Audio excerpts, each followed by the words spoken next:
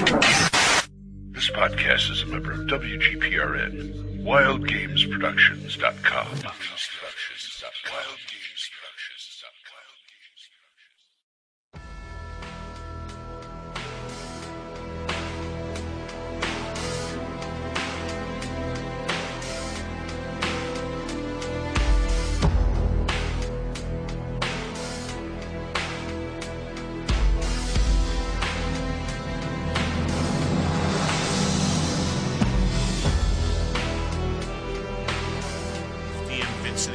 DM Glen live. Hi, folks. Live at North Texas RPGCon. This is Friday. Well, as live you're going to get. Yeah, about as live as you're going to get here for this type of broadcast, I guess, if you want to say that. You can hear the Wild background Games probably. Productions live. Yeah, definitely. And here comes the first float, Vince. Yeah, as you can see, that float is well crafted. It's well put together. I like the sword stabbing the beholder in the eye. I mean, that's great. A nice use of, like, rose petals, you know? Why are we talking about floats, Glenn? I don't know. I was getting ready to talk about the balloons coming down. Oh, is that our entrance, the balloons coming down? Yeah. No. I mean, the big ones.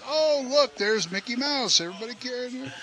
Well, yeah, so it's Friday, as I said, for North Texas RPGCon. This broadcast will probably go up on both feeds of RFI Podcast and Sodcast. Or some Internet Archive thing if we don't like it. Yeah, or somewhere around there, what's about. And, we'll have Glenn edit this thing just to annoy Glenn. That would be nice. And as we're looking across the room, it's kind of at a lull here in this part of the room, I noticed. Yeah, we got about, let's see, this place, they want to top it off at 400, but I think we got it close. What, like $3.99? They're squeezing a person through the door? I was thinking more like $2.75. That's close. That's not that close. It is. But anyway, what I'm saying is there's more room. Like it's going to go out today. I was going to say, if you want to come down, go down to the hotel. Nothing will be here. Yeah, come down to the hotel. Nothing will be here, right? And yeah. By the time you listen to this, it'll be all gone. Till next year. Well, maybe. All you got to look forward to is all the other cons. Yeah, I don't know. Origins, Gen Con. Yeah, Gary Con, all that kind of stuff. Yeah, all that. Well, no, wait, Gary Con? Oh, yeah, sure. That's March, yeah. Yeah, sure. Yeah. I could see Frank Menser roping another person into one of his little mini games right now. Yeah, hey, those are fun, though. Yeah, we had a fun time playing Cathedral and Hive. Yeah, Hive. Hive, and Glenn lost both games, too. Yeah, like I said, Frank's like the old guy in the park at the chess set. You want to play, and then he kills you in 5 moves. You want to make it a little interesting? Come here. $5 a game, yeah. This is actually the first time we're doing a live, well, I should say a remote podcast like this before. I still want to do a Save or Die live with with a room and an audience and everything like that. I think that'd be great. We can even have, rope one of the guests in and talk to him and all that. Just like nobody's walking by now. Yeah, nobody's. We did have Mike and Liz standing here for a brief moment. So you've been here since this morning, right? Yeah. Let's see. I've been here since last night. You came in on Thursday? I came in on Thursday morning. Did you play anything? Yes. Last night I played Mike Battlotto's Bad Mike's B1 In Search of Adventure game, which I play every year. Yeah. And since he has 5 different scenarios, we played Escape from Quasiton. We never played that. So Matt, Odinist on Dragon's Foot, he was in the game too. And I always say we never play that because I got the image it's going to be like that module Treasure Hunt. You're naked in a cell and, that kind of thing. And so immediately Matt says, that's the one I want to play. And so that's what we're going to play. Of course, Well, no, it wasn't. It wasn't, I found out. It was more like we got to go get a couple of goblets for the church out of a dungeon. And while we're in there, there's an earthquake and, the entrance are blocked and we got to find our way out. That's the Escape from Quasiton. But boy, did we have fun. Well, he could always break out the Forest Oracle, and you could play that debacle that we had so much fun reviewing on RFI that we couldn't actually get through the podcast without laughing. If Matt would just keep the outtakes of that podcast, they were probably about an hour of us laughing over each other. Oh my God, you're worse than me and Julie. Julie, I haven't talked to Julie in a while. Yeah. Matt was a madman. He played this halfling who was just like Mr. Proactive. He was just going nuts. But he does that. I turn to people and says, this is what I put up with every other week. And he's the DM. He's the DM. And we also had We had Zach Galzar from Lesser Gnome, Whisper and Venom, playing with us. Yeah. And he noticed that in the pre-gens he didn't have he was due another language that he forgot to take. So every time we run into a creature, he would go, "Can I choose my language now?" Here's a carrion crawler. "Can I choose my language now?" No. Neanderthals. "Can I choose my language now?" So it looks like right now, looking at the official schedule of the 6th annual North Texas RPGCon. This is number 6, yes. Actual number 6 of 2014. At the gorgeous Dallas-Fort Worth Airport Marriott South. That's right. As we're sitting in, I think is this the Trinity Ballroom? I believe so it is. Yeah, I think so. Looks like we have a bunch of games set up for tonight. A lot of games, actually. To name a few, I have Zeb Cook playing. He's running a basic BX D&D game coming up. Oh. What time is that? It's 6. I don't have my glasses. Oh, okay. Here, hold on, Glenn. Let me put it in front of your face. Thank you, 6. Okay. And we have Sandy Peterson running Cthulhu Wars at 6. He's running that all weekend. Yeah, I know it's 6 to 9. He's running that. It looks like he's running it now, right? As a matter of fact. And Frank will be running his game, OD&D. Matt Odinus, my DM, he did such a good job. He couldn't play the game, but he's buying the game. $150, but still, you get a lot of stuff. What is he buying? Cthulhu Wars. Cthulhu Wars? Yeah, it hasn't come out yet, but he saw the setup and it's like, I want all these miniatures. Oh, was that over there when I first came in? Yeah. Oh, those miniatures look hot. That was Sandy Peterson selling it. Oh, that was him. Okay, I thought it was him. Yeah. I still want to play the game with him. We have Steve Winter running Boot Hill tonight. Janelle, she'll be running Tunnels and Trolls. No, she won't. No? No, she switched it to RuneQuest. RuneQuest 2? Yeah, RuneQuest 2. Oh. She had trouble coming up with something in various life things, and she decided to just go with what she knows. Yeah, I understand that totally. And, I said, I feel for you. I've got some stuff going on, too. So she's going to be running that as RuneQuest 2. I don't know what the scenario is, but... And then we have, let's see, our very own DM Mike from Save or Die. Yay. Running Battletech First Edition tonight. He's going to be running that with his old roommate, Ben.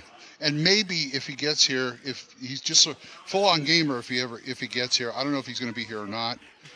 Johannes is going to make it? Yeah, he's just going to, if he does, he'll just pop up. Because... Magically, he's just going to pop up? That's pretty much the way it seems. I mean, for a few weeks, it's like, okay, I can go. And the next week, no, I can't go. Okay, I can go. No, I can't go. But so he took the Ross Perot way of getting into here? Well, when you're in the service, that's the way it works. Oh, I understand the service. Okay. Yeah, so if he shows up, I will be surprised, but greatly and wonderfully surprised. He'll be helping run it if he shows up. Looking at tomorrow, we have a bunch of first edition AD&D games. Nice. Run by Errol Otis is running one. Wow. No, he's not. No, he's not. He didn't make the con. Oh, so that's canceled. Yeah, but he had work. He had too much work commitment. He had an all hands emergency at work. It looks okay. Then we have Tim Cash running Service Maximus. Yeah. Chariot Racing. Oh, I played in that. That's fun. I haven't played it, but my roommate on this con, Brad, one of our group, has been playing in the Gladiator tournaments, and he's just been having a ball with that. Is that the Service Maximus, or? No, that's different. The Service Maximus is next to it, but the Gladiator is like gladiatorial combat against two people. Yeah, we are in the Trinity room because I see the lay table label over there, Trinity. Yeah. So I was right. All right, cool. Zeb Cook running a Oriental Adventures for 2nd edition. And folks, this happens all the time at this convention. All these people, they just come here to run and play and just have a ball. Well, yeah, if you've ever been to a bigger convention, just think of this as more cozy. This is more like a boutique convention. Yeah, there's a lot of people here, but there's not so much that it's overwhelmed. And all the special guests just relax here and have a good time. Bigger conventions, it's hard to get a hold of these people, but it's like, you walk up to Frank Mintz, hey, Frank, how you doing? You get an autograph or sit there and talk. He just looked this way when you said that, too. Yeah, it was funny. Or Tim or Steve Winter or Sandy or anybody else who shows up. They're like regulars now. They love it here. So this and Gary Con, this is the two cons they get to relax at. I wonder if they're going to go to OSR Con, too, over in New Jersey. I thought that was in Canada. No, I'm sorry, Oswarp it's called. Oh, No, Oswarp. OSR Warp or I something like that, whatever it's called. I think Frank's going. Yeah. He tends to go out of country for a lot of the cons. More Cthulhu Wars tomorrow evening. We do have Jeff D running. And you have me tomorrow evening running a BECME RC basic game. Yours truly.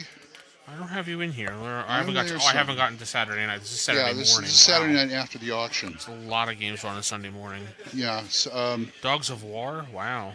yeah. Chris Clark running AD&D 1E through UA. Ooh, not bad. DCC, a game run by Doug Kovacs. That'll be tomorrow morning at 10. Tempting. All those are tempting, aren't they? I know, but I'm here on press, so I'm not playing any of these games. I'm so into it. Didn't you register? Well, I'm registered, but I'm not going to play any games. I got to go. You schmuck. You should play some games. I probably will, but I have to do my duty first as a press agent and take pictures. So go take pictures, and tonight go play. Yeah, I could do that. Or tomorrow, or something, or whatever. We do have a history of RPG Collect. I can't read right now. RPG collecting. No, that's tomorrow. FRP collecting. Yeah, I've been thinking of going to that. I do like a good seminar. There's going to be an artist panel. Jeff D, Jeff Easley, Janelle. Yeah, they're going to design a DM screen. Oh, really? Yeah, and what they're probably going to do is design like they did with the miniature. Yeah. Design the DM screen, and then they're going to auction it off. Yeah, and then like next year they'll have it for sale, with all the artists who worked on it and all that kind of stuff. Work. Wow. They did that one year where they designed a monster. They designed a monster, and they ended up casting it, and it became. You can see it in the case there. You can buy the miniature. I think they came up with it, and Janelle did the main design, and yeah, Bad Mike had him do it up like that. Too much for you to handle. Here. We also got we got the game auction. We have silent auction. The silent auction is where I clean up usually. Here we go. Glenn Hellstrom running a basic RC D&D Saturday evening. Yes. Aw, and we have Mike and Liz standing above us from the Save or Die podcast. Liz smiling with her beautiful smile as always, and Mike sitting there going, "I want to play something already." Trust that Liz is smiling. It's radio, Yeah, and please. Nobody could probably hear you either, Liz. And Mike is actually carrying a 4th edition book in his hand that he just purchased. No, he would never. Yeah. Let us not forget Sunday. We have the Victorious game that Mike is running. Yes, his DM new Mike's system. running Victorious game. In full costume. Yes. It's steampunk superheroes. Steampunk superheroes. What time are you running that? 11 o'clock? 11 o'clock. I'm going to talk to Brad, see if I can squeeze myself in there. See when he wants to leave for the convention. Leave the convention. I was going to say, are you going to be there that late? Because I know Sunday's dicey for a lot of... So Mike and Liz have walked away now. We're just me and Glenn again. And we're so lonely. We're so lonely, yeah. We're going to, like I said, silent auction, regular auction. I don't know if they have the midnight auction. Midnight auction? Yeah, I don't know if they have the midnight auction or not. This must be somebody's book I'm looking at. Yeah, it's a program book. Well, it says Amy and Kevin on the cover. Okay. They left it here on the table. Girls' phone numbers, what? Yes, Glenn. There's a girl's phone number in here. Would you like it? Go for it. Oh, sorry. No. I'm married, so. So we're on Fridays, Saturdays.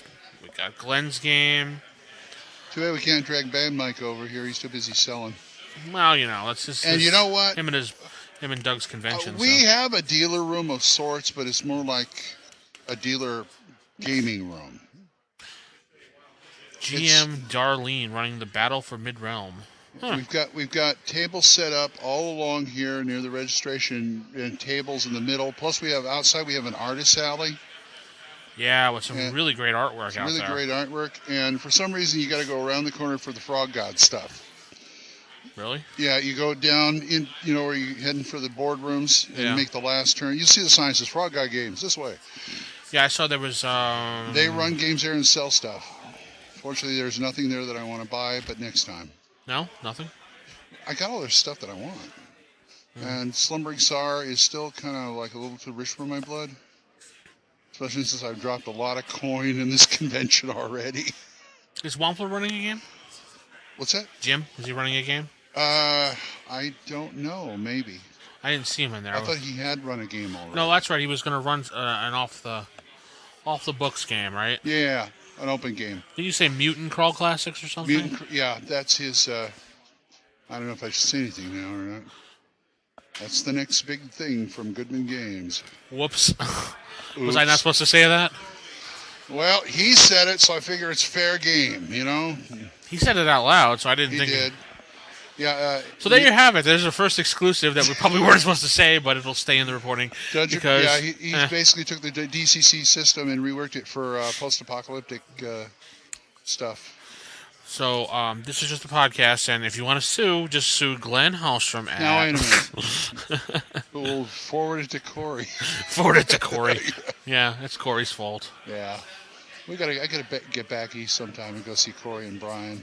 Oh, Corey's fun to hang out with. Yeah. I hung out with him when we went to Mepicon over in Pennsylvania, and Corey's a riot. We sat there. I wish I could get him out here. Stuff. I know Brian's a bit of a problem because he's a working stiff, and he's all pause it. Not recording. Yeah, now we're recording, and we're back in. Hey, we got Matt Evans here, who's known as Odinist on Dragon's Foot. He's running his first convention game, The Mines of Valdhoom. Valdhoom. How is that going? Well, we are roughly halfway through the second level. Mm-hmm. I've killed Brad. Again. Yes, Glenn knows how much I love to do that. The rest of the players seem to be enjoying it, and they've... I hate to say this, Glenn, because you're a great player, but they've kind of outthought you guys in a few places. Well, it's not just me, you know. Impressed. It's the whole group. Well, fair enough. But I couldn't outthink a box. The group as a whole, they've really thought outside the box quite a bit. It's been impressive. It's good for me to see how people I don't know play a module I wrote. Exactly, other people. Exactly. Other people, yeah. Exactly. Yeah. And this is your original. We've already went through. Brad's been killed 3 times in that dungeon already. It's not my first module to write, of course, because I'd have to go back to, like 91 for that, but it's the first one I've published, or written and published. Okay. So, and I have a D&D, can I say that? It's copyrighted. Don't sue me, Wizbros. Don't worry about it. I have a Rule Cyclopedia version of it, and I have a Labyrinth Lord version of it, but we're running the LL version. Yeah, and it's doing well. Yeah, well, that's good. That's good. So you had that, and you also brought some copies of the Mythgarther. Well, I have 2 copies of the Land of Mythgarther. It's not the full version, which would be the Adventures in Carrick. That's the one that has the gnome and the gooblet and the chaos magic and all that. This one's just setting material. I have 2 copies. I'm going to give it to the 2 people who get the most gold in the adventure. I'm kind of scoring them by how much gold points, how many gold pieces they get. So I'm going to give those out, but I have a handful of copies of Valdhoom that I'm selling. I told them that they could have it for $25 before we start, or $10 after. So don't forget to sign them for them. Yeah, because there's I messed up the print, and there is a random blank page between levels 2 and 3. So if I ever become rich and famous, sign it there. Oh, that's my autograph page. Yeah. So where would we normally find these? RPG Now, or MythGartherEntertainment.com. That's right, you got a website now. I do, yeah, and it links directly to RPG Now because that's the storefront that I have. Oh, okay. I have the you have to sign an exclusivity right with them, so if I only sell it through them, I get better royalties off of it. But if you go to MythGarther Entertainment, that's MythGarther, speak Norse, and you know how to spell it. And MythGartherEntertainment.com. Spell it for those that don't know how to. MythGarther. Thank you. MythGarther. Middle World, the Middle World, Middle Earth, essentially, is what it means. Okay. But, so you're on break right now from your game? Yeah, we took a quick break for beers and bathrooms. And how long you been playing? Talking to you guys. I probably got to get back to killing Brad more. Okay. He's playing the Gooblet now, right? He is playing the Gooblet, Oh my so I God. don't think that Gooblet's going to live. But we're coming up on the chess encounter, Ah. and Glenn knows all about that. Oh, so yeah. We'll see how it goes. How did one last thing. How did the Temple of Loki go? They're in it right now. Oh, are they? That's the one with the chess encounter. The Loki that you drew, the one that has the big shepherd's crook, and they just set that trap off, which is what killed Brad. Of course. He disarmed the crossbows and didn't think to check for the real trap. Failed to save versus poison and took just a lot of damage. Jeez. Oh yeah, so, that's right. I did all the. But they now have the keys to get them into the chess room. Oh, okay. And let's see, we have like 2 hours left. I'll be surprised if they figure it out by then, because it's such a bear of a room. Is it? But it makes them is. think, It's a good one. Yeah. It's a really great room for sitting back, not talking, and smiling evilly at your players for a while. Those are always fun. Indeed. And folks, I did all the artwork for these things, so. He did do all the work, except for the maps. Yeah, except for the maps. I don't do maps. But it's beautiful Glenn artwork, plugging and himself. it's worth 3 times the price of admission just for Glenn's seriously amazing artwork. And the Because picture Durr. of Durr. Because of Durr. Durr. Derb. Durr. D-U-R. Durr. Durr. Yes. But keep killing. I will. All right. That's what I do. Thanks for being Absolutely. on. Good to see Stopping you by. guys. Take Bye-bye. care. Well, that was cool. We heard from your GM. Yeah. And And right now we got Doug Ria, who is one of the founders of North Texas RPGCon. Tell And us about how you started this con. Somewhere around 2008, we got an idea that we ought to put together some type of convention. Uh-huh. And that year we invited a bunch of guys here in the North Texas area, actually over my house. Some of the wives dropped by. We sat in the backyard, drank some beer, and never played a game. Wow. But the next year came around, and we've been talking about LGGC, which they put on, Troller put on every year. And it just happened to be that's the year we decided to start the con. I believe it was February. We decided out of the wild blue, let's have our own con, because we hadn't heard anything about one coming up that year. And of course, the area had passed, and that's why they weren't going to have one. Right. And that's the same time, GaryCon popped up, and we just happened to pop our con at the same time. Yeah. And, then it just happened. Mike wasn't even sure we were going to get 15 people. We wound up with 55 people the first year. Wow. After that, It was needed. yeah, well, we really don't have anything with old school gaming here in North Texas as far as conventions go. No, we So don't. it was really nice, to start something like that. And I was surprised how many people were interested. I mean, not that we have a huge con, but it's big enough to keep it going. So. Yeah. I always think of like GaryCon and this con as like sister cons. Yeah, very similar in nature. I mean, Yeah. you get a lot of TSR people here. For us, it's a tad more difficult. They travel a little further because a lot of these guys live in the area there, so I'm sure they just a hop. Well, skip, and jump. it's like GaryCon with better weather. There you go. I don't know. I'm not sure what the weather is like there. Here. Cold. It's in March, so I understand it's cold. Yeah, it's very cold there. Yeah. So what's the attendance like this year? Yeah, what are we up to? I don't have an actual full count yet, but we had 208 sign up before the con. About 3 canceled before the con. We picked up about 5 or 6 walk-ins. Normally we get the heavy walk-in traffic on Saturday. Oh, okay. So I'm going to speculate around 260. Last year we had 225. And we usually get quite a few walk-ins on Saturday. Saturday's the big day. We can have anywhere from 30 to 45 walk-ins Wow. on Saturday alone. So. And you wanted to cap out at where? Well, we originally wanted to cap around 500. Okay. But the problem is, this particular hotel probably won't handle more than 350 the way we spread ourselves out. We could probably cram 500 in here, but I just don't want to be crowded. Gotcha. Yeah, get crowded. I'd hate to have you lose this venue. It's a Yeah, beautiful, it's a beautiful venue. venue, and we've checked a lot of hotels in the area, but everything that's a little bigger is way more expensive. Yeah. I mean, $9,000 to $15,000 a day, and that's just way expensive. From what I see at conventions, the only time they want to move is if they get too big. Yeah, Right, usually. So I think that we're going to cap it around 350 whenever we reach that, and we'll just Okay. stay at that level. Okay. You try anything more up north towards Denton or anything in that area? Yeah, we did, and like I said, it was just a tad expensive. Almost Too much- all the places yeah, we went okay. to.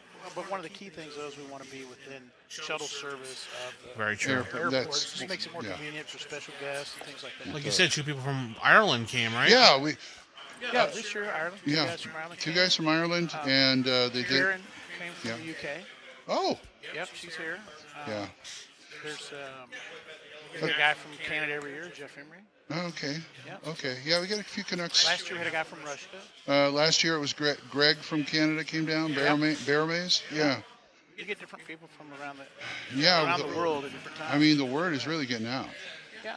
Well, people get a kick out of it. I was surprised to see the guys this year from Ireland. They just said the reason they want to come is because it was old school, and some of the old school people were here. So. And they heard us talking about it on Saber Die incessantly. Oh, is that it? Yeah. They said they came because we kept hearing you talk about it at Saber Die. And this, I understand this is their first American convention. Oh, well, yeah. So, I'm glad to see them. I mean, we like it when somebody from across the pond jumps over. Yeah, I was talking to one of the others. What's it like over in the UK? He says, not very good. You know, it's kind of a half-assed thing, and or something like that. It's all right. We won't lose our rating. It's all right. Glenn. Yeah, no, we try to keep it at least PG, right? Yeah, pretty much. We want to keep that, iTunes family rating. Oh, yeah, there you go. But it's every year it just keeps getting better and better. Well, we try to keep it as good as we can. I mean, this year the new faces like Lawrence Schick, he's new. Yeah, I was surprised. Darlene's new. Yes. Next year we already have 3 people that say they want to come, and all 3 of them have never been here. Wow. We have, and don't ask me for names because I'm going to forget, but one of them is Steve Perrin Oh, okay. Oh, Perrin's coming? next year. Chaosium, yeah. We also have Grubb. Is it Jeff Grubb? Jeff Grubb, yeah. Hey, get him sign your Marvel game. And there's Yeah, I should. That's good. Oh, Steve Marsh looking over at the table. Yeah, Steve Marsh is here. Yeah, there's a. You're gonna be running last something, guy right? coming is some guy from Houston. Tomorrow? He's an artist. I can't remember his name. Something Nelson. What's that? I had to look it up. Oh, okay. I talked to him. Okay. His art, and he did Yeah, all stuff. we're doing a kind of. We'll see him next year. You're what? I'll. So the guest, you were talking about the guest, Doug. Oh, yeah. Well, we have some guests coming for next year that have never been before. Yeah. And like I said, we have a Jeff Grubb that's looking to come, Steve Perrin, and Nelson. I don't remember his first name, but he's coming. He's an artist coming up from Houston, lives in Houston. So, we've already got people wanting to commit to come next year. We haven't really sent out the invitations. I mean, the con's not even over, so that's a good thing, Well, hell, a week after this con closes, I'll be putting in my registration. So. Yeah, well, we'll try to have the site up a week after the con Cross your closes. fingers. There you go. Yeah. So what's the most important, not the most important, what are you most looking forward to in this convention out of all the days? What's the one thing you're like, I can't wait for? Over? No, I'm For kidding. me, no, not necessarily. I can't wait to get some sleep. Yeah, right. No, I guess what's become the most fun for me at the con in the last couple of years is I run the charity game on Thursday. That's right. And I actually run the game for 6 special guests and then 2 people that buy a raffle or an auction. They auction the seat so they can sit in the game. And I run that game for the last 3 years, and that's kind of one of my highlights. I mean, I enjoy it because I'm having to run a game for someone like Frank and Tim and Dennis Astaire and Steve Merrick. That's a fundraiser for the con, right? It's a fundraiser, not for the con. It's for the charity that we support. Okay. But the problem is the guys I'm working with. I mean, they play very well. So you're trying to entertain them, and they've been doing this for 30 years. So trying to create a scenario that they're going to enjoy, to me, is at least in my brain, is somewhat of a challenge. And they seem to like them every year, so obviously it's working. But, Yeah. So That's great. Well, that's the fun part. yeah. I mean, this just keeps getting better and better. You're going to hit that cap pretty soon, I think. We might, maybe in 2 years, I'm going to guess. 2 more Yeah. years, probably. That's when I more go it gets try and out there. register and they don't return my emails or anything. So, I'm sorry. Maybe they just see your name, they don't want to reply. Yeah, there we go. That's pretty much- Oh, that Glenn guy, delete. Yeah. Didn't I send you? No, you didn't. But hey, Doug, thanks for being on. Oh, hey, not a problem. And anytime we can get the word out, that's great. That's Yeah, no, I'm glad. It takes place in the first part of June, folks. North Texas RPGCon. Wish you were here. If you're in the area, you won't be able to go because they'll be all gone by the time this comes out. Are you ending the show, Glenn, without telling me, or? Oh, hell no. I would just say goodbye. The con is actually the first Thursday of every June. That's Yeah. right. First Thursday of every June. Thursday of every June. It's Wednesday unofficially. Yeah, it's the first Thursday every June, and I'm in Oklahoma. That's after tornado season. Every time I come here, he says, "Hey, Glenn, good to see you. Is your house still up?" Yeah, right. There you go. But Well, hopefully there'll be some good games. I've been taking a lot of pictures for you guys, for you and Mike, so you can post up on your site. I'll have a whole bunch of stuff for you. and you do the streaming too of the games. Yeah, we actually do. That's one of the things. We actually have people come to this con from other cons. We have people here from Texicon, Yeah. MagCon. We have Kamers here from Gamehole Con. And we've had somebody here from Chupacabra Con. And a lot of the guys that have come here have asked us about Chupacabra Con? Chupacabra Con. Really? It's called. Chupacabra Con? Chupacabra, yeah, I've heard that. I never heard of that Yeah, con. they were here like 2 years ago. But they wow. asked us about our streaming. We do live video streaming usually of 2 or 3 games at a time. We Yeah. do And it- record stuff and put it on YouTube, and then all our cameras Yeah. automatically upload to Facebook as soon as we take the picture. They hit Facebook within 30 seconds. So it goes up to YouTube eventually. Yeah, those Which, get folks, edited. for posterity, YouTube is pretty much for posterity. You can see me picking my nose. Because that's what we all tune in for. Glenn Yes. picking his nose. No, I watched a few of those YouTube videos. It's like reliving the game again. So It's they would really just go to great. Facebook and then check North Texas RPGCon and they can watch things live, or Well, actually, I don't remember the exact. I'm not the one that sets those up. It'd be my son does all the video stuff. Right. But we have a channel on. I think it's YouTube/NTRPGCon. And when you go there, you can see all, All the the- videos from- after the con. David from gets years posted over before, time. too. The live stream is done off, I think, Ustream or something. Oh, yeah, Ustream. Ustream. Got it. RPGCon or something like that. Yeah. And so they watch the live streams there. So you can sit at home and kick yourself for not being here. And if you go to the NTRPGCon, I think they have a Facebook page that Mike takes care of. But on it, there's a link to the page. It's a separate page that does all the pictures from Okay. cameras. So they just hit up there all the time. Yeah, keeps you up to date. Oh yeah, wow. Which feeds his Twitter account. Yeah, stuff I got you. yeah, Okay, cool. yeah. Well, Doug, thank you for Glad to stopping have- by. Thank No you. problem. Thank you for allowing me to do some press here. Yeah, nice talking to you. Take care. Okay. Bye. All right, so Doug walked away, and we're having another discussed guest. or not? I don't know. Discussed maybe with you. I don't know. Okay. He was his. I think it's his like first interview. I think, right? What, Steve? No. Steve's been. Oh I've yeah, talked to, Doug. I've talked to Steve a couple times, save or die, in the past, and a bunch of times online. Yeah, Is Steve. there any power to this? Yeah, we hear you. Okay. Steve Marsh, ladies and gentlemen, who was here at the convention. Yeah, 2 conventions ago, you gave me one of the swords that you brought in. Yeah. You fashioned. I think you made them, or you had them made. Oh, I bought those. Oh, okay. I think the idea was seppuku. Vince. Oh, really? Is that what he was trying to tell me? What I wanted is I wanted designers to get to handle real swords. Mm-hmm. So there were some real swords. There were some good wood wasters. There were some appropriate plastic wasters. Mm-hmm. And that way, it's interesting to actually feel what a sword feels like. Oh yeah. That was a nice little sword. I have it hanging on my wall in my room now. I appreciate it. So it's Friday, and you've been here since today. Yes. Okay. I and- stopped yesterday for lunch. I for my remember lunch that. hour. Because I was at work. Yeah, you wanted to drop off your stuff, and so you're going to be running tomorrow night. Tomorrow morning. Tomorrow morning. 10 o'clock. Okay, 10 o'clock. What's the name of your game again? Norns. Norns. Next. That's right. Norns next. Norns next. Yeah. It's Alliterative. I like it. Shattered Norns. Okay. Except I'm updating it for D&D Next. Okay, cool. Oh, you're running the next game. Oh, there's a D&D Next game here? Well, it's just similar to D. Okay. It's compatible with D&D Next, but simplified rules. I'm screwing this Nothing up. You that take this violates- from here. I have no idea what you just went off on a tangent, Glenn. Yeah, I wanted to So, talk about the game so you tell said. us what you're running here that Glenn's trying to allude Okay. to. I have a setting called Shattered Norns, Shatter. Okay. which I designed back in the 70s. And I completely updated it and adapted it to RuneQuest. RuneQuest. Yeah. Oh, okay. And then I started doing some stuff for Osric AD&D. Yeah. What happened was, I never did much transition out of the RuneQuest stuff, just some monsters and some parts of the setting. Okay. My daughter started playing in a D&D Next playtest group, Ah. and she really likes it. Okay. And so I sat in and played a couple. I said, this plays a lot like House Rules old-fashioned D&D. Really? It plays a lot like a lot of House Rules played before they had AD&D. Uh-huh. Except, of course, it's more balanced and more intelligent.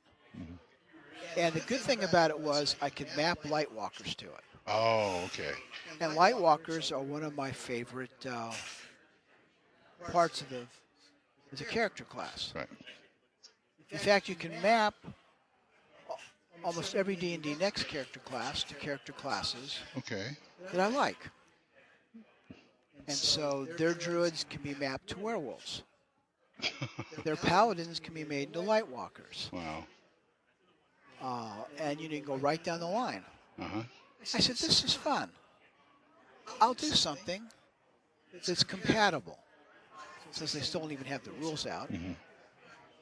And then I played around with some stuff just to make it easy. Okay. But and transposing stuff between systems may be a little bit easier for me than it is for some people. Yeah. To me, this is a real obvious transposition. Yeah. But I've had ones that I thought were real obvious before, and people went, "How'd you do that?" I thought, Mm-hmm. it's like, it's the same thing. Yeah. It wasn't to them, okay? And I've got a couple hundred pages of errata for the people in the game, plus a few more pages. But of all that, each individual only needs to read about 10 pages. Okay. Pick a character class, Okay. Well, that sounds easy. and go from there. And a lot of this is pre-generated characters. The artwork is all stuff I did years ago when I was doing stories for my oldest daughter when she was still a kid. Oh, okay. Ariel Ice Sorceress. Very nice. Yeah, This is all play test right now, or you can actually go out and purchase this, or You can't purchase it because it's not for sale. But this is a pre-generated character. And, people can have it for free, I guess. Yeah. This is for the system. Yeah. These are traits, which I like. Looks like, doesn't that? That looks a lot like Pendragon right there. You have them in Pendragon. You have them in several variants of RuneQuest. Okay. You have it in Mistworld. Okay. And that's the collection of traits that I like. Very nice. Very nice. And that's, I'm doing an interview, Rach, as soon as I'm done. No problem. And so, you can go through here, and I've got a spell list, and I guess maybe I should have just made it easier and done spells off the spell charts, but I redid them. There's a Light Walker, and there's a Fire Mage. Yeah. You got really detailed on here. It's nice. Well, yeah, I thought, that would make it easier. There's a Fighter. Okay. There's a Harpist. And I've got someone, we're going to actually redo the Harpist spells that I did with Gary Gygax years ago. Oh, yeah. And I'll have them updated to replace, because Harpists are basically replacement for Bards. Yeah. But actually, we had spells for them. Yeah. And he's going to send me PDF. Uh-huh. And Skirmishers, of course, are replacements for Thieves. Yeah. And Priests are replacement for Clerics. And there's Werewolves. my Werewolf, which is a replacement for the Druid. And my Berserkers, which I've been running various types of Berserkers for about 40 years. Okay. And they're replacements for Barbarians. Oh, yeah. Berserkers are fun. And then Berserkers. Oh yeah, I love playing those classes. Scouts are replacement for Rangers. And D&D Next has two types of fighters, and so I made one of them into dwarves and one of them into fighters. Okay. And then I've got assassins, which they dropped out, but my assassins are actually monks. They're what? They're actually monks. Oh, really? Yeah, and they've always have been. In the ones I've done, Mm-hmm. I've been doing monk-like assassins for a very long time. Yeah. Wow, that's great. And I think that's the last character. Yeah, and then this is stuff on the setting. Good to meet you. And, some miscellaneous monsters. Monsters. Always got to have monsters, yeah. Unfortunately, my art skills aren't very good. And so the only things I've got illustrated things that the illustrations worked out. And this is stuff I've done over the past 15 years. Oh, that's great. That's I've got a lot of fun game. really bad What time is that illustrations. tomorrow? 10 a.m. Yeah, oh, But, I thought, give people an idea of some of the monsters, gives them some background. Yeah. Half of this is pre-generated characters. Uh-huh. So it's a lot of pages, but it's not really that much. It's a lot of pages. Looks like it's going to be a great game. But I probably blow $300 or more every con, either giving out swords or. I was going to do gemstones this year, but I got distracted and I did this instead. Okay. Well, that works. That was a nice, beautiful sword that he gave out there. Here, I have to show you a picture of that. Yeah. You still have it? Yeah, it's on my wall. Okay. And then Bad Mike's they've got a real sword. Oh, he's got a real sword too? Yeah. Okay. I mean, a real sword. Oh. No, a real one. Yeah. No chrome, Yeah. properly tempered Yeah. Sharp. for cutting purposes, yeah. Yeah. It's appropriately I will never sharp talk for bad cutting. about Bad Mike again. No. Anyway. He'll slice you in half. And I took him through some cutting drills once, which was kind of fun. Oh, yeah. We took bottles and let people cut them. Yeah. It can do it. And it's one of the swords we used. Yeah. So But I thought I'd like it. that's good. So they kept you busy here since you've been here? You've been playing I've or been- anything? Or Well, the best part about this con is it's really a TSR employees reunion Oh yeah. yes, it is. and a game industry reunion. So you catch up with people. And you sit down and play and talk and Yeah. So I get to see Tim Kask. Mm-hmm. I get to see Frank Metzer. yeah. Got to see Lawrence, People I you spent a haven't summer seen in a living in long his time. house once. Really? Yeah. I was working at TSR. Oh, okay. And so I get to see people. We get to talk. And That's great. I get to see stuff like I got to see. I've been very impressed with Cave Master. Have you? Yeah, because you can use the mechanics to run Hero Quests. What? Yes. I didn't know that. Yes. Huh. You can transpose Hero Quests into Cave Master. Wow. And that's slick. That is slick. I saw that. I said, you can run Hero Quests with this game. Got the board, got the figures, go. Yeah. No. Yeah. Yeah. Okay. I have to do a couple scenarios to make it obvious for people, but I saw it. I thought, my gosh, that is slick. My DM has Hero Quest and Battle Masters and stuff, and they're always popping up in our games. He rewrites stuff from there. But I'm talking, Hero Quests from like the Chaosium days, Yes. Oh, okay. Yes. where you're going into the mythic realms. And Yeah. anyway, the rule system with the stones and stuff works well for that. Okay. Anyway, Transpose is really sweet. It's a really sweet piece of I'm design. gonna have to work. look into that. That's Jeff D's Yeah, Game Master. Okay. it's just a slick piece of work. Wow. I'm gonna have to look at that. And I thought I was through spending money here. No, you're not. You're never finished. Never finished. I think No. when I get It's zero, like you're buying stuff for me too. So. I am. Oh, Oh, I am. Yeah, you are. Yeah, that's Yeah. it. Wink, But anyway, wink. I decided to take the stuff that I've worked over several times Mm-hmm. and rework it for D&D. Yeah. Cool. Yeah. Cool. I'm a And when they have the official rules out, I'll complete the transformation. yeah. That. Well, what, July And, and August or something like that. I'll strip out the stuff that's different since I use a different D20 system, Yeah. but it's transparent. Really.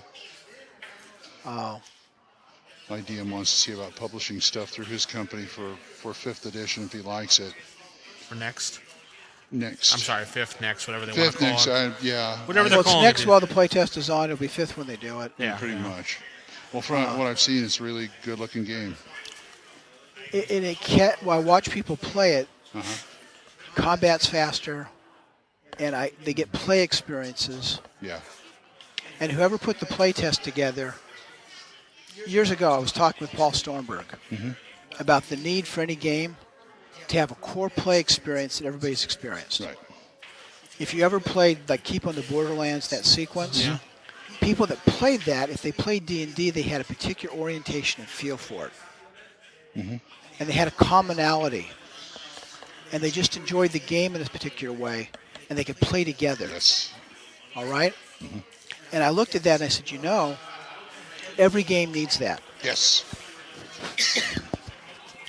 And too often what you get is just a couple introductory scenarios. And that's not enough. In fact, often they simplify them out because they get in a fight with an author or something, and they go the wrong direction. And for RuneQuest, I did something called regular forks. which is a system that takes you through a year's worth of adventuring. Okay. And they had Borderlands, the Kiazen version, which is a beautiful product, but a little bit too expensive Yeah. to just make generic.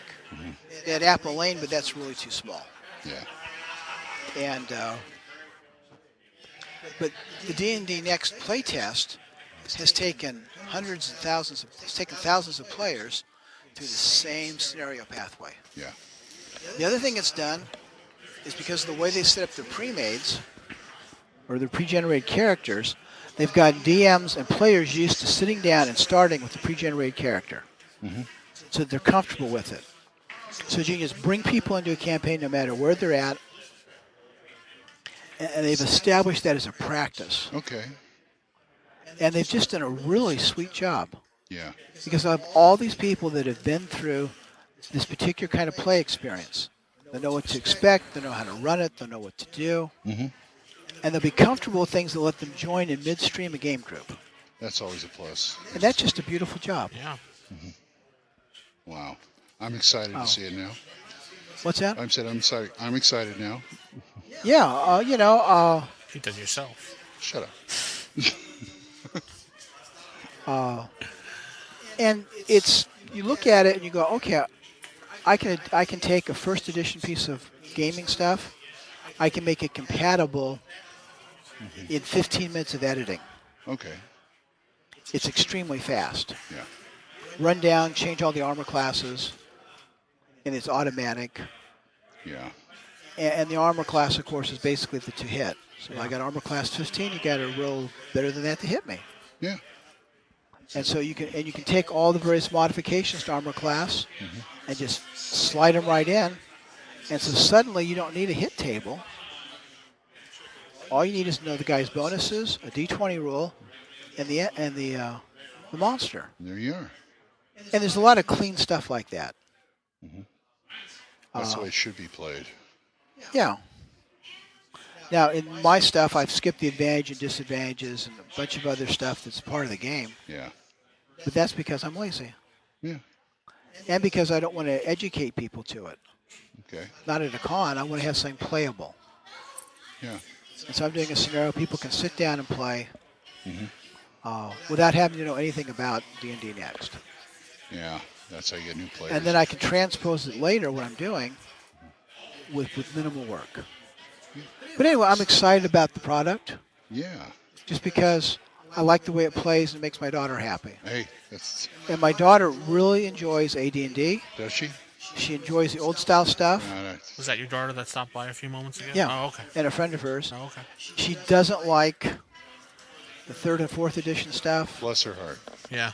She goes, okay. Yeah. But she sat down and started playing D&D Next, and she enjoys it. Good. Yeah. And so it's like, okay. Yeah. I'm so envious of you. You have daughters and children who want to play, who can play. Well, I love getting the young kids into it. 2 of the 5 can. Oh, really? Oh, okay. But I've got a couple of grandsons at home. Their mother won't let them play. I've got 3 that died. Really? That's part of what derailed me as a designer. Oh.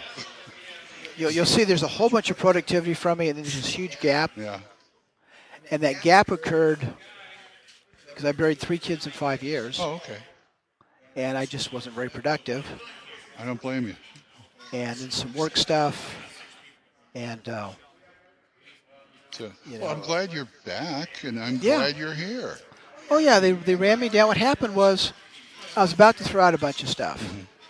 And at the same time I was getting ready to throw it out, the guys at Dragon's Foot ran me down. I said, oh, well, I guess I'll just give it to you. And they said, wait a moment. Why don't you give it to Paul Stormberg and have him sell it? So I gave it to Paul Stormberg. I thought, What the hell? Yeah. yeah, and $15,000 later. Really? Oh. Yeah, and some of the stuff sold for real cheap. And the post bidding really shot it through the roof, Wow. which was kind of funny. In fact, one guy who got it wrote me an apology letter and asked me if he should send me some money. I told him I'd take 50 cents. Well, what happened was I identified it one way, but Sandy Peterson identified it as something else. Ah, okay. And so he paid like $50 for it.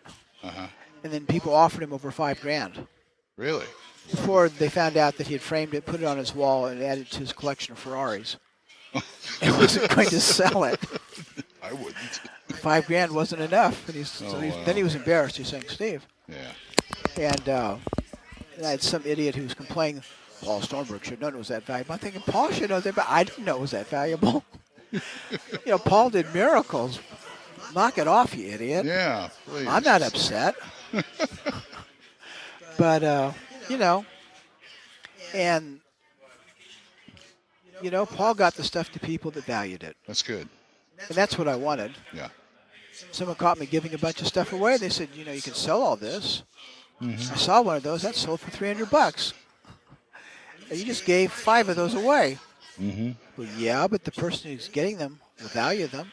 And they're going, and I said, look, I already spent over $300 in this con getting stuff together to give away. Yeah.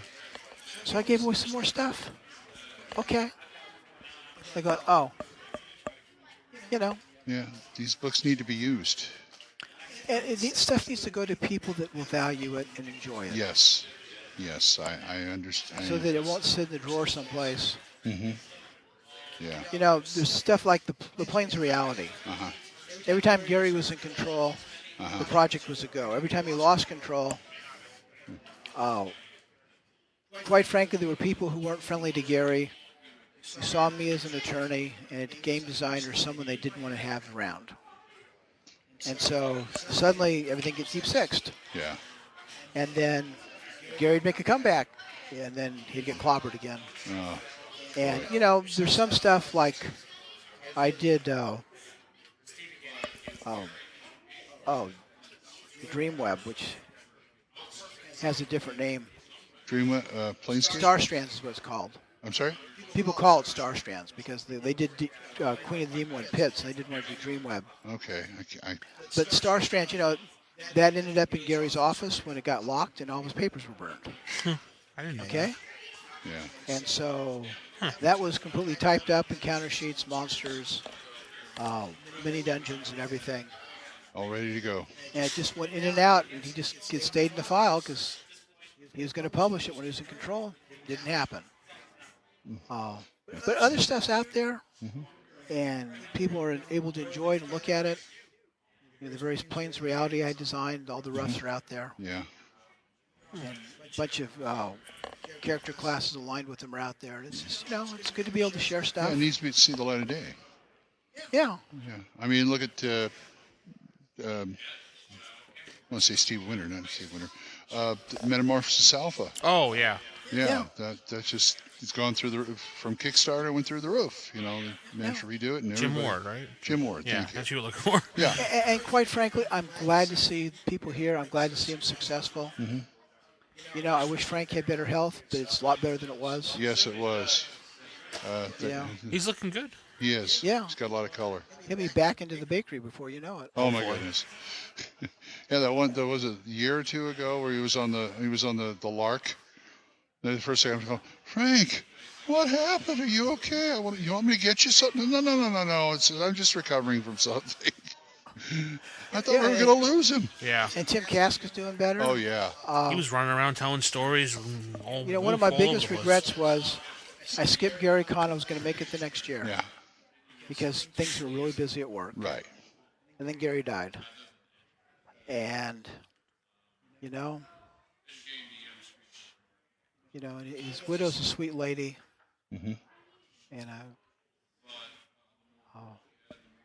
but it's not, it's good to see people.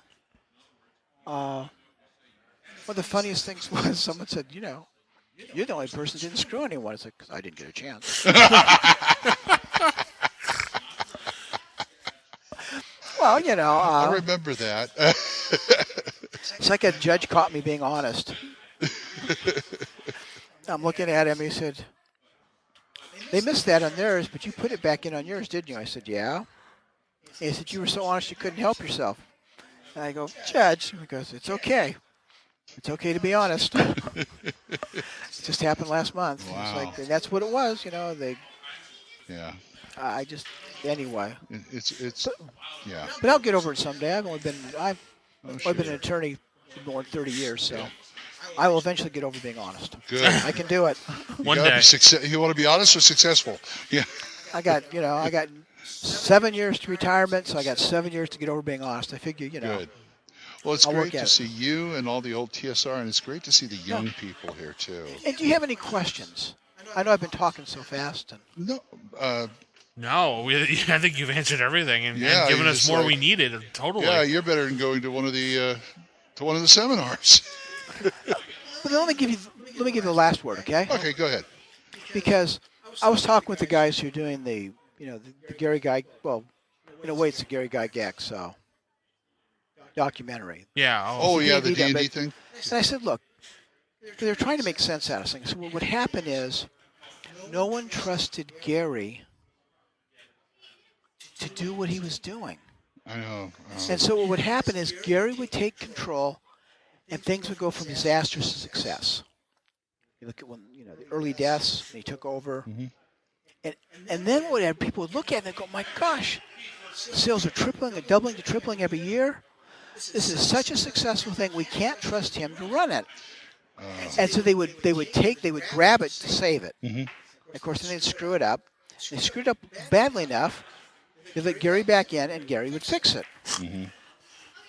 And that kept rinsing and repeating, and nobody understood that if Gary was saving it, that maybe he was also fit to run it. Yeah, I don't understand that at all.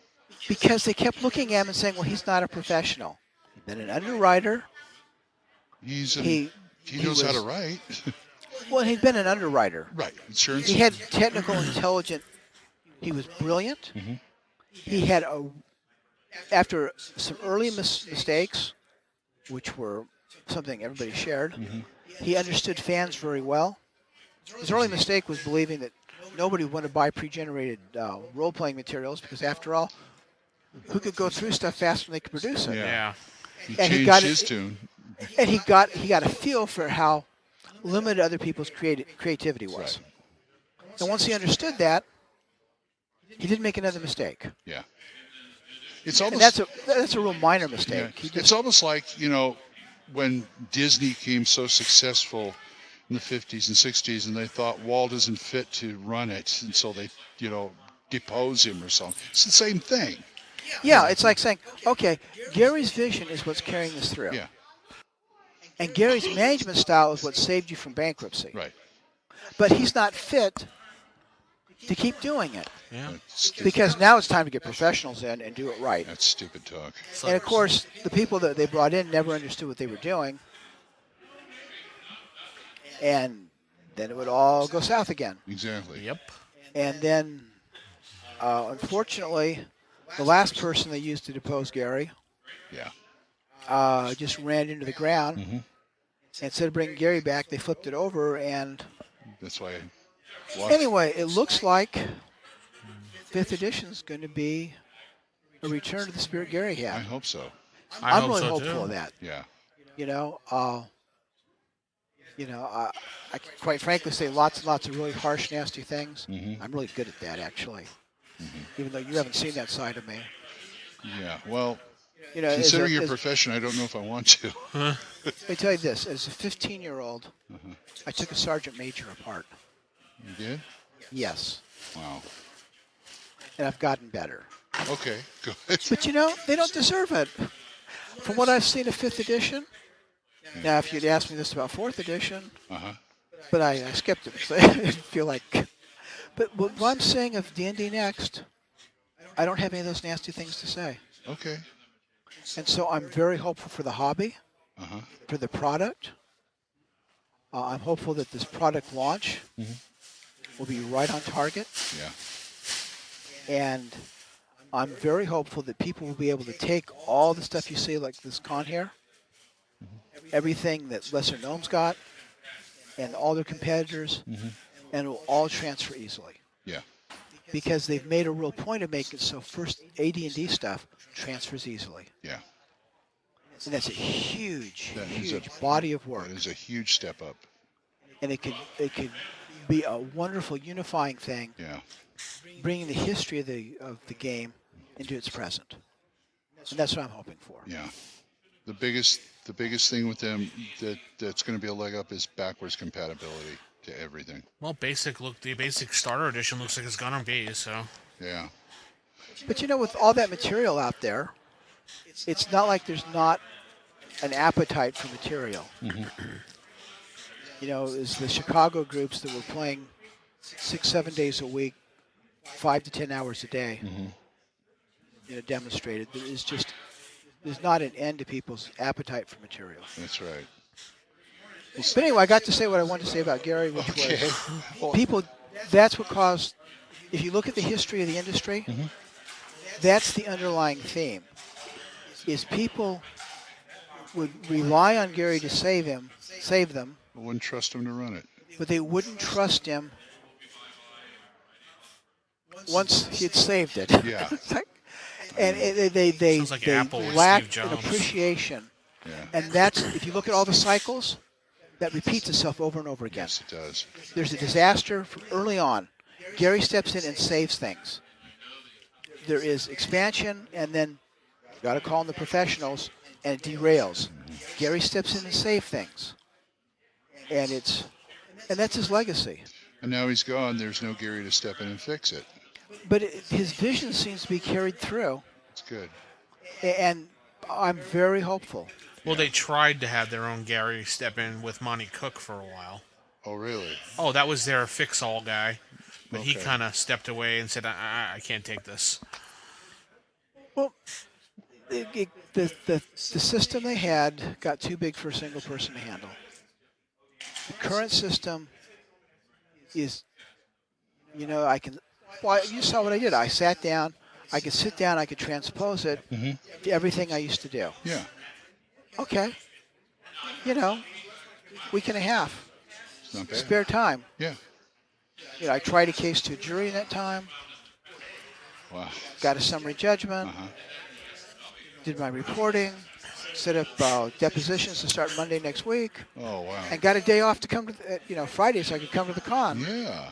And I was able to do this. And this, too. I'll tell you, I could not have done that with 3rd edition. No, No, not at all. I don't even think you can do it with 4th. RuneQuest I could have done it with because I'd already transposed to RuneQuest, so it wouldn't have Yeah, actually well, taken there any you work. go, yeah. But D&D Next is a very smooth transition. Yeah. And a very pretty one. And so I'm excited about it. I'm taking a wait-and-see attitude, but I can understand the excitement. I'm about hopeful, this. Yeah. They could screw it up between now and launch. Yeah. Never overestimate what stupidity can accomplish. No, yes. But it seems to be very much on track. Yeah, that's good. And having watched the playtest stuff, that makes me hopeful. Yeah. My favorite was the players are able to get in over their head. There's a kind of Deus Machina that avoids the total party kill, and they don't get any loot. And it's beautifully executed, and it's telegraphed. Yes. So you can tell they're going to get in over their heads, and you can tell there's a way they can get out of it, Yeah. and they don't get anything except they survived. Yeah. Sometimes that's all you get. Yeah.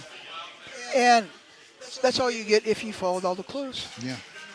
And that was just, I thought it was very, very nice. That's a, Anyway, enough for me saying nice things about someone else. that's all right. That's all right. Anyway, thank you guys. Thank you for stopping by. Thank you for stopping by, Steve. It's really a pleasure. My pleasure. And good good luck to with your talk to you. game.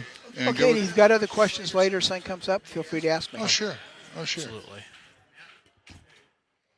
So that was interesting. Yeah, that was interesting. Very much so. Find a little bit about Steve's life and the game he's Yeah, running, and that's, I some mean, little, that was better than going to a seminar. That was great. a little Gary history there going off Yeah. the convention, for an local convention.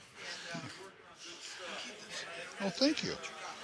Thank you very much. Steve Put is that in- packing up his Put that wonderful in the bag. Wild Games archive vault. Oh, well, do we have a vault sound? Yes, we have a vault.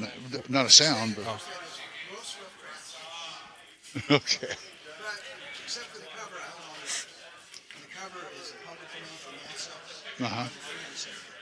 Okay. So we'll put that in the vault and Okay, yeah. lock Well, that one up Yeah, between let us everybody guys. review it and. Oh no! No.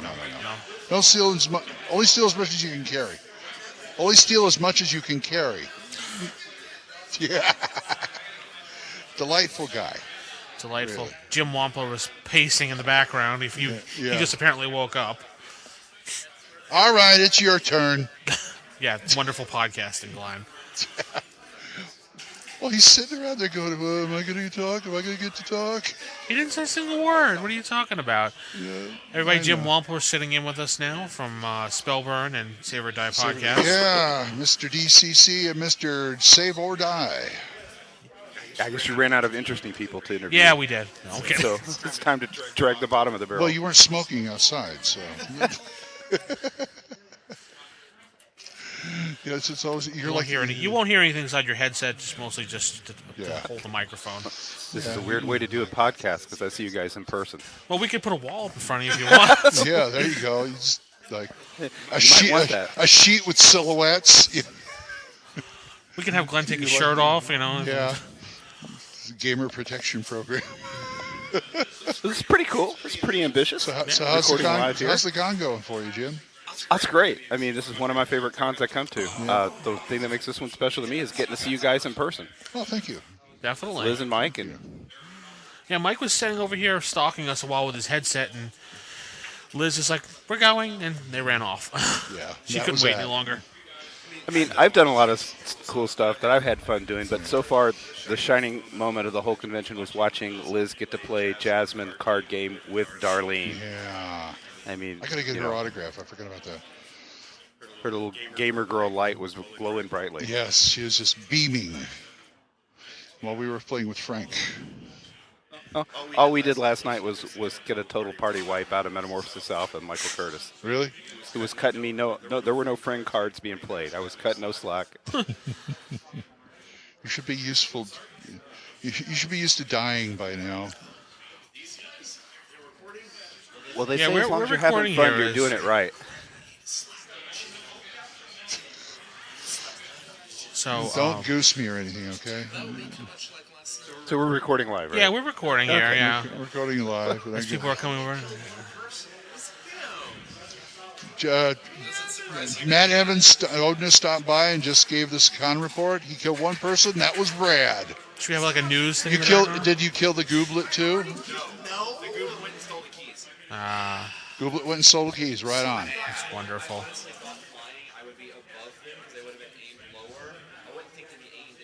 Well, nobody can hear them. Oh well. Nice seeing you guys. Anyway, Jim.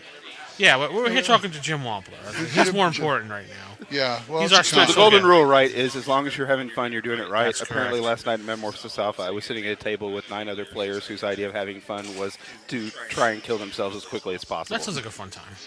Well, it's fun for the DM. But we got to play test a new adventure that's That's going to good. be coming out Was that soon. Jim? Was that Jim Ward?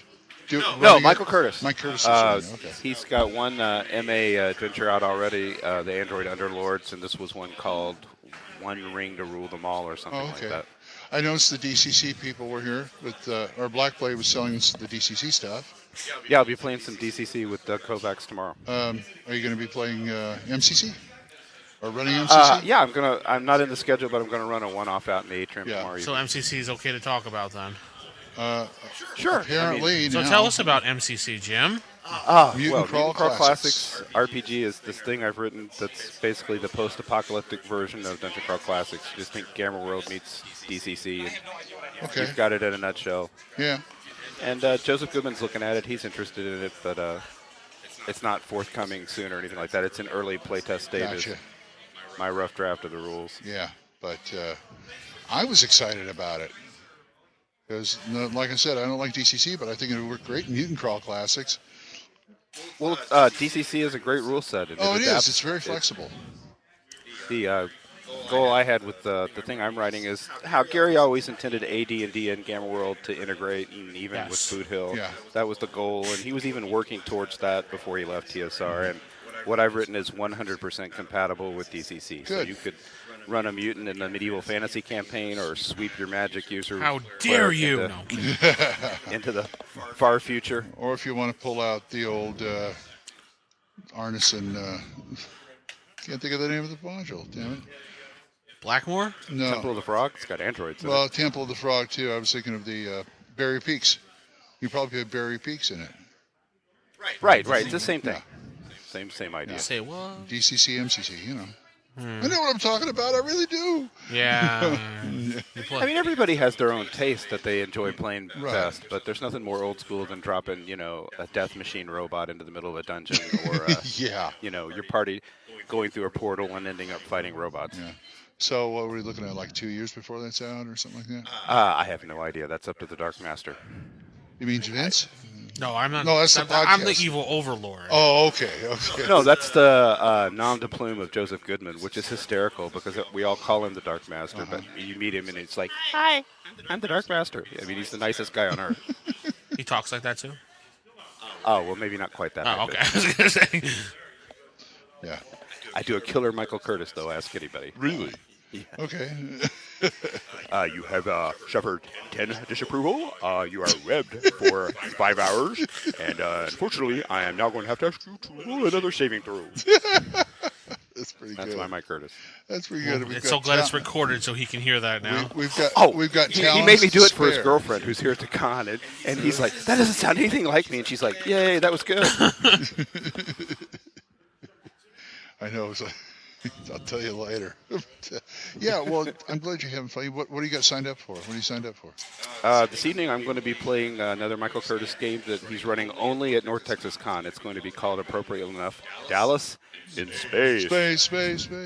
Right. Is there going to be any pigs in the game? I have no idea what to expect. Something to do with the TV show and something to do with science fiction and outer space. Oh. If I can. Boy. If we TPK in that, we can all at least wake up the next morning in the shower and it was all a dream. That's right. I forgot about that. That's right. And DMs pull that stuff all the time anyway. Then Patrick Duffy's. Oh wait, wrong show. Sorry. No, I hope not, Patrick. Dallas. Yeah, I know. But man, Doug and Mike run a great con. They I mean, do. it's like a well-oiled They do. military operation. We were talking to Doug earlier, and it's like he's got it down. Yeah. He really does. Clearly, you're doing it for the love of gaming, Yeah. not to make money. That's right. And in a way, I'm glad they're capping it because I'd hate to have to move it out of this beautiful hotel. You know, this is one of the best venues I've ever seen for a convention, especially this size. Well, at least when they do cap it, we know as previous attendees we made the cut. We could still weasel in. Except your name is Hallstrom, I think. They have a band. I see a picture of you on the sign there. It says, With the no symbol. do not accept checks from this man. Well, I was assuming if we all behave ourselves. Oh, yes. No, Well, I'm not going to be fashion. burning down a game table at any time or trashing my room. Spinning his head over his head. Yeah, that makes sense. Well, if anybody could do it, Glenn could do it. So. Yeah. Yeah. I mean, you broke your shoulder last year and you were still invited back. That's So. wasn't my fault. Yeah. God. Hey, things happen, you know? You're the only gaming convention fatality I've ever heard of. What are you hoarding there, Glenn? Oh, it's a die that Tim Cass gave me because it's from GaryCon 2014. Sweet. I actually designed that. Yeah. He said the guy handed me a bag at the end of the con. He says, here, hand them out to all your other cons. All right. So he just went through it. It was like, here, have a die, have a die, have a die, have a die. Which, I don't know who gets wound up about what. I was in a Rite Aid drugstore in Dayton a couple of weeks ago and found a little box of dinosaurs that had little plastic boulets in it. So I snagged a couple, Wow. and Tim's going to autograph them, as the official creator of the boulet. Oh, wow. If anybody survives this game, that's the prize. So he's Yeah. got 2. Yeah, I told him, if you see that guy Wombler, tell him I still want one of his Mutant Crawl Classics dies. Oh, you do? You got one? You do personally? Yeah. Yeah, I brought some. Okay, cool. I had them on me last night. I'd like thank to you. see them. Yeah, Where are they're they? green and they got this nuclear symbol on what, the 1 or the 6? Yeah, and the 2 through 6 is the broken glass font, like the Gamma World logo. Oh, cool. You show me that later. I'd like to see it. Yeah, that'd be And cool. they are actually technically radioactive. And Actually radioactive? Will you get in trouble for holding them? Or? No, Oh, they can't hurt okay. you. I work at a tech startup, so I got a little you can order it on Amazon. Anybody can. It's a little uranium ore sample, and I put them in a cigar box with them, and they register about 2-3 counts a minute, which is slightly less radioactive than the potassium in a banana. Okay. Oh, So don't, all right. don't eat So one if or I need my anything. potassium every day, I just hold on to this rock No, for a little Glenn, while. Oh, okay. no. I didn't know. No. Hey, you never know. You might get a mutant power. Yeah, or that's would be a good Kickstarter. Yeah. Yeah, that's, You've already got the mutation Yeah, tolerance. here's Here's the radioactive rock. I need umpteen thousand to dig these up and yeah, whatever. You let me go on. Why are you letting me go on? Because I let you hang yourself. That's why. Shut up. So People love me for it. Oh, I didn't say anybody didn't love you for it. Uh-huh. Okay, so there we are. Wow. So I'm glad you've been having a good time. I've been glad you've been having a good time here. I mean, every year you're the first shining face I see now. Well, sorry about your luck, but that's because you're always outside smoking. I mean, I was a listener to Saber Die. I know, and but I'm saying long time before I weaseled my way onto the show, and the whole reason I liked Saber Die is you guys just sounded like fun people that I would actually want to sit down and game with. I weaseled you on the show, actually. Well, yeah. Well, have you regretted that decision yet? Yeah. When are you going to start regretting that? Yeah. Yeah. When are you going to start killing me? Last night as we were wiping Memoir Safa, I was regretting I wasn't in Bad Mike's B1 with you and Liz. That's true. And Matt and Zach. Oh my God. It was hilarious. Hey, the barbarians are attacking. Can I choose my language yet? That was Zach. As soon as I heard you got your dogs through the whole module, I told Mike, okay, that'll be half in the next episode. I just need to write it in the show notes. I mean, he says the curse is broken, but I don't know because Liz had the dog at the time. Her cleric had the dog because I was trapped below with the rest of the guys in the second level. When they had the earthquake and it collapsed the stairs. So I don't know if I want to. I'd like to credit Liz for that one. So she's a wild woman. At a game. Woo! Boy. Woohoo! Wow. You've been to a bunch of these. This is only my second North Texas RPGCon. I've been doing it since 2011. My second, too. Yeah. This guy would show up, say everything stinks and leaves, but... Yeah. Yeah. Oh, that's because I was standing next to you, so... Yeah, okay. Oh, yeah, okay. Oh, you were... That's funny. That's real funny. You got that one, Yeah. Didn't go over his head this time. Yeah. We just got to get you guys coming up to GaryCon now. Yeah, I'd like to do that. If you guys ever figure out something to do for Becky that doesn't and my involve... wife, too. Yeah, that doesn't involve cold... That's a hard sell at that time of year. It really is. I haven't been married in a couple of decades. I might have lost my wife's persuasion skills. Yeah. I mainly know how not to aggro other See, at least with wives. Gen Con, my wife had something to do while we were there. She walked around the convention hall and bought stuff. Even though she wasn't a gamer, she bought, artwork and stuff. Right. And she talked to all the artists, and then she went out into the zoo and everything, so... Gotcha. She doesn't want to come here, because what would she come here for? We live in Texas, so... Yeah. Because... GaryCon, she doesn't want to go up there. So why am I going to go to Wisconsin? Cheese? No, it's not cheese. There is good cheese. Cheese? The Packers? I don't know. Well, I drive up with Tim Casket the whole way up there. The first year, he's like, cheese curds. You got to have these cheese curds. And I'm just like, like you with your parents or your uncle or something. I'm one in one ear and out the other. And then I had some. I'm like, oh my God, these are good. Yeah, they are good. I actually had some one time. It was like I didn't know what a funnel cake was until I went to my first fair. So Funnel cake and the big turkey legs. That's what I always sell here is funnel cake and big turkey. Make it like a fair atmosphere. I love big turkey legs. Yeah, I love big butts and I can't deny. But that was a personal preference there, Glenn. Keep it off the show. TMI. Well, they had like a cotton candy machine out there and big butt machine. I can't. No. I'm not. No, I don't want to think about that. Cotton candy and big butts do not go together. Well, they could. In your dreams, yes. So, Vince, you'll need to drop a marker at this point in the audio track to know what part to excise. No, everything's staying in the show that's in this show. So okay, I like big cons and I can't deny. I don't know. Glenn's a lot like Vegas. You're there, you keep it there, but whatever. Yeah. Okay. That's me, Glenn Vegas Hallstrom. Well, I mean, that goes well. Yes. You guys are like the choir to preach to, but anybody that's listening that wants to know why the hell they should come down to Texas, I mean, I think probably all these TSR guys go to Gen Con, most of them. Almost every one of them, yeah. I've seen every one of them there. But you've got to find them in the middle of 45,000 people. Here, you walk right up to them, ask them for an autograph or something, or just sit down and talk to them, or play a game with them. Or you just wander the hall and Frank Menser comes up to you and says, hey, you want to play a game? Yeah. Like you did today with us. Yeah, exactly. He's like, hey, you want to play a board game? It'll take 15 minutes. Okay. Puts it down. Yeah, it's like He even brought the game to the table we were sitting at. yeah, and that was you can't, How many places on Earth could that possibly happen? Could that happen at GaryCon? Yeah, it's the same deal. Yeah. Same. It's a little bigger. I think That's this why I year it tell was 600 or everybody 700 GaryCon's people. like it's North Texas, only colder. Burr. It is that. Yeah, Burr. Burr is right.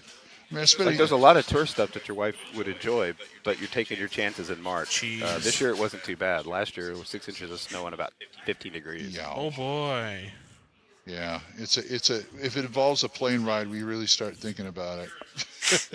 If I can drive to it, not so much.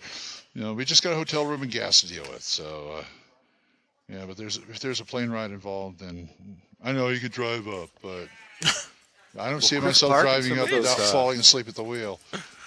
Chris Clark and some of the Eldridge crew drove down here from Wisconsin. Wow. Doug Kovacs came down from Chicago. Wow, and drove? Yeah, Ooh. it's like 1,100 miles. Wow. Well, really want to come to a convention, you'll do what needs to be done. I guess so. Glenn. Ah, We haven't done that in a while. yeah, Ghostbusters game. I'm going to find a way to kill you. Excuse me? Nothing. Uh-huh. Anyway, thanks for being with us, Jim. Oh, hey, my pleasure. Hey, This is awesome stuff. Oh, that basically is Glenn saying get out now. Yeah. Your time Said is up. everything interesting I care to hear. Yeah, we don't care anything else you have No, to say. it's more so. like Glenn saying I got to go pee. Hit the ejector seat. Okay, Glenn. I guess I'll sit here and do a solo podcast while Glenn goes and pees. You could sit here and ask me if like chili peppers burn your gut or something. Oh, jeez, chili peppers burn your gut. That was a long time ago quote. Yes, it was. And you never got the fact that I asked and answered my own question on the show one Yeah, time. you did, yeah. You said the question and then answered it afterwards, and I was just like, okay. Yeah, I'm waiting for the Thakos Hammer where you're your own guest. Hey, everybody, this is DM Glen, and my guest today is DM Glen. How you doing, Glenn? I'm fine, Glenn, and how about you? Oh, I'm good, Glenn. Thanks, Glenn. Corey's trying to beat me to that, yeah. I'm sure somewhere there's enough Jim Beam to make that happen. Somewhere. Like when we did that one Saturday night game, and I was like lucid from taking all those drugs because I broke my wrist. Uh-huh. And you're like, I want to start recording this. Yes. Because I was off the wall with everything I was saying. You were.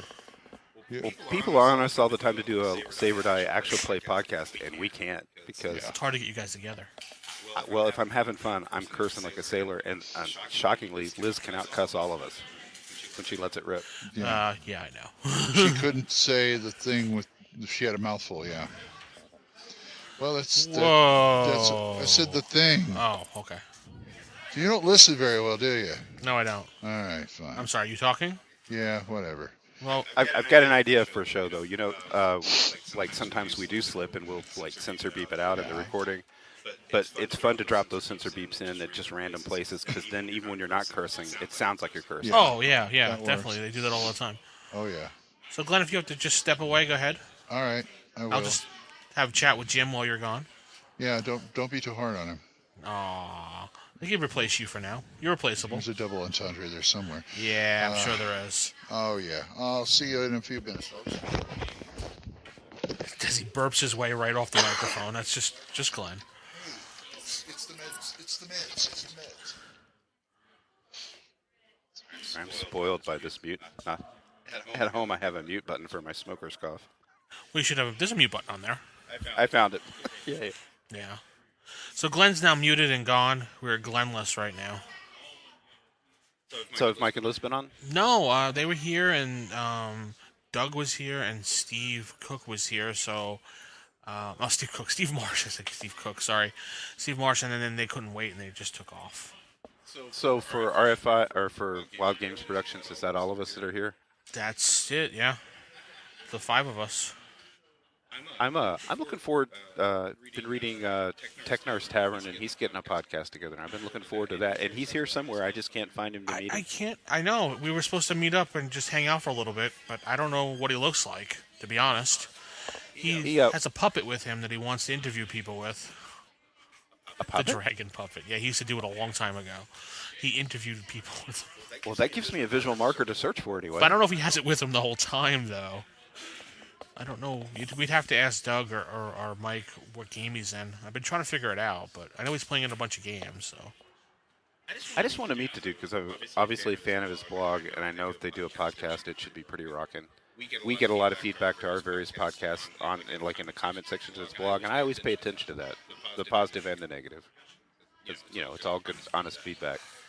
Yeah, we did a big episode how to play, like the beginner's guide to first edition AD&D, how to play if you were a brand new player, and he did a lot of good feedback on that for us. So hopefully people really enjoyed that one. It's weird how this is such a small convention, but if you're not careful, you'll miss people. Because Chad from Dead Game Society was at GaryCon, and I saw him just say hi in passing a couple times, but never got a chance to sit and spend any time with him. He missed quite a few people that he wanted to sit with, he said. Well, maybe that was somebody we knew. I was listening to him on RFI the other day, and he was talking about doing the Gamma World episode. I'm looking forward to that one. I think he wanted, if you would do, hoping you guys... No, I don't, someone else. I don't know. I lost. I don't know. Chad was talking about a bunch of stuff. I can't remember what he said. Something about you were doing, and maybe it had to do with GaryCon. I'm not sure. Oh, no, I asked him if I could come on the episode. Well, maybe that's what it was. Yeah, that's right. He was saying you're going to come on to do one of the shows for Gamma World. Well, you know how we all, at least in our generation, we mostly all started with D&D. Even Glenn, I think, and then he went to Champions, and Gamma World was always like my second favorite. I think Glenn actually started with Champions. Did he do it the other way around? I think he did it backward. He did it asswards. Speaking about Glenn, he's slowly making his way back, and Slow as you. that's true. There we go. What the hell is that all about? I was muting you and unmuting you. Well, yeah, you did the right thing. Okay. I know what I'm doing. Oh, And see, okay. What? there goes the next best part of North Texas Con. The young- It's like the the kids. Next kids, generation, yes. That's Steve Marsh's daughter. Oh, I will get my grandson here eventually. Gage? Yes, Gage. He's 10 years old. He's about ready, but his mother, no. Hey, you want to get some email reaction to the show? This is why I don't understand what all the fuss is about 5e. I'm all for it because it'll be in stores and it'll get a next generation of gamers started. I can't argue with that, really. No, we I can't. mean, we just had Steve Marsh here, and he just he is totally impressed with 5th edition, and he hopes the best for it. And well, he didn't say anything bad about 4th, but that tells you, how much that they. Well, he kind of did in a way. In a way, not very much, but I mean that tells you how much they're trying to get back the people they've alienated. Well, I know you started about the same time I did. I don't know when you started, Vince, but I mean, we were just playing D&D. Yeah, it's all back Yeah. then. I mean, we didn't even distinguish between so-called basic Had and these, AD&D. had these, We went had from one these. to the other. Well, I started in AD&D 1st edition, and it's like these 3 books. Let's go. Oh, you didn't start Champions and then went over? I thought you were No, Champions. it's AD&D, Gamma Oh, World, you were right then. Okay. AD&D, Champions, Warhammer. All right, we don't back- need we don't need your entire Back to history. AD&D. We don't need your entire history, thank you. Well, you just got it. All right, sorry. I forgot to throw an RPGA there, so there we go. Remember back in the day, though, you just played Oh, yeah. everything. Something new came out, you tried it. I don't think Jim knows how to handle us. He'd take us in. He just kind of sits there for a moment looking at us after we banter, and he's okay. Well, I'll just talk about this. He can be inscrutable in person because he's always got this smile on his face. You don't know what he's thinking. Yeah, Really? He's Yeah. got that evil look. I don't have behind any his poker eyes. face didn't at say all. evil, Whatever just I'm thinking is inscrutable. tattooed right on my head. It's just inscrutable. He's got that know? evil look in his eyes, behind the eyes there. I'm afraid to piss him off. I really am. He might look like he could take you out. But it looks like he can go real fast to like a psychotic look. Like, I'll wait till you sleep. I'll get you in your sleep. Yeah. Oh, well. Or Maybe as he'll a draw a young man. comic about you. So Yeah, there you go. I'd rather That's have him draw a comic about me than. Well, you know that because you do cartoons too. Yeah, that's You never want to get in a pissing match with a cartoonist because you're eventually going to pay for it. Yeah, I don't know. If you want to call what I do cartooning. what? You do great artwork. What are you talking What about? makes you say that? More or less. Look at my sketchbook. I go, no, I don't. All right. Yeah. Well, yeah, okay. Hey, you heard it, folks. Glenn does. I mean, there's a whole artist row out there, and it's every single one of us. I guarantee it. All think our stuff is lame, or sit around and worry about. Yeah. Well, you're the biggest critic I've ever seen of your own stuff. That's one of the reasons Michael Curtis and I are such good friends. We both got this little demon that sits on our shoulder and constantly says Well, that's what bad that things is. to us about our stuff. I mean, That's what that is on his shoulder. Yeah. Thought it was a turd. Well, you know what I mean. I was excited to get an assignment to write for Goodman. Yeah. And then I'm sweating the deadline like crazy. Oh yeah, I'm that's not what gonna make it, I'm not happens. gonna make it, I'm not Hey, gonna I make it. got it. Then I hit my deadline. I should be happy, and now all I can sit around and think about is I haven't got my notes back yet. I don't know if they like it. Yeah, it's always like, yay, I got it. Oh God, I got it. I think there's something intrinsic to the creative mind that causes that. Well, it's because everybody wants. Well, like the song says, everybody wants to be Hank Williams, but nobody wants to die. They all want they all want the goodies. They don't want to go through the BS. Yeah, well, I'm sorry if my expression spooks anybody. No, I'm a that's all pussycat, right. as I know anybody. you are. I know you are. But yeah, you're the most pussy-cattish guy I've ever seen. I just invented a new word. Pussy-catted? Pussy-cattish. You'll find that at Webster's Dictionary next year, folks. Well, this was something DM Todd and I were talking about because he just went to his first GaryCon was different GM styles when the party wipes or when your character dies. Because like Jim Ward is the nicest guy on earth. It's like getting killed by your kindly old grandpa. He's just like, well, that's very unfortunate for you, but it makes me quite happy. And then he just tears your little character sheet in two. Uh-huh. I just do this thing where I sort of just bow my head and hold my hand out for the character sheet. Yeah. Matt's just... Does he cackle? No, he does share cackling and stuff, but when he dies, it's mostly Brad. It's like, you died, dude, with this Cheshire Cat grin on his face. When are we doing Ghostbusters? I don't know. I don't know. And Tim Cass was it? Hey, you're dead. Get out of here. Tim's fairly nice about the event as it takes place. Good. It's just the frequency with which it happens. That's true. You always got A couple of GaryCons ago, he gave us all potions of 100% hit point restoration. Everybody got one at the start of the adventure, and I'm like, okay, cool. I'm not dying in this one. But you have to be conscious to use it. And the first thing that happened to me is, I got slept and then fell out of a cloud. Oh, thank you, Tim. Dead. Oy. Well, you want some Ghostbusters, huh? Uh-huh. Okay. Some Glen Ghostbusters. Well, I can try it if we can find a few more people to... This is how it works in North Texas, folks. You just say, I want to play something, and then, okay, get a few more There's people plenty over of people here, just we'll sitting around doing nothing while they're waiting for other games, and they'll just... I got to go upstairs and get my GB stuff. Yeah, that's fine. Well, would you rather me force you to run a Marvel game? I got that too. Whatever you want to run, we'll play. Okay. You okay, boss? Good. I wish the timing was working out better for all of us because Mike's running victorious on Sunday, but I'll be heading to the airport. Yeah, he already told me it was full. I was going to think about showing up and see if anybody dropped because Sunday everybody wants to go home. So. Well, you never know. Someone could still drop. Yeah. Or you can kill somebody and take their spot. Yeah. Jeff D runs his V&V game on Sundays now. That's why I don't play it. Oh, he is running a V&V game this year? Yeah, his the new edition of it, the third, fifth, whatever edition it is. No, that thing's been coming. The one that we played a couple of years. It still isn't out? Yeah, it's like the second coming. It'll get there.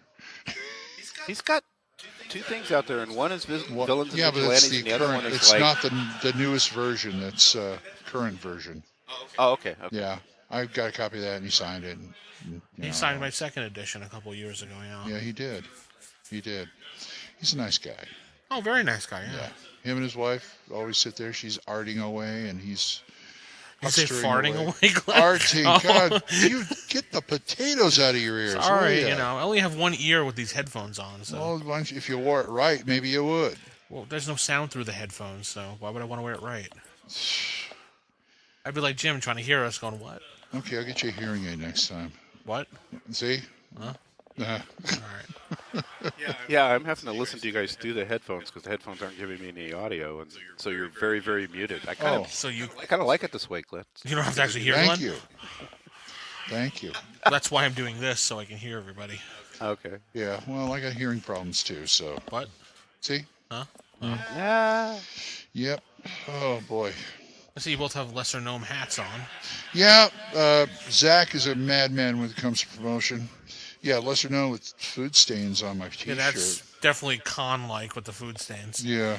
Mine was a tip for doing his website. Mine was like part of the promotion.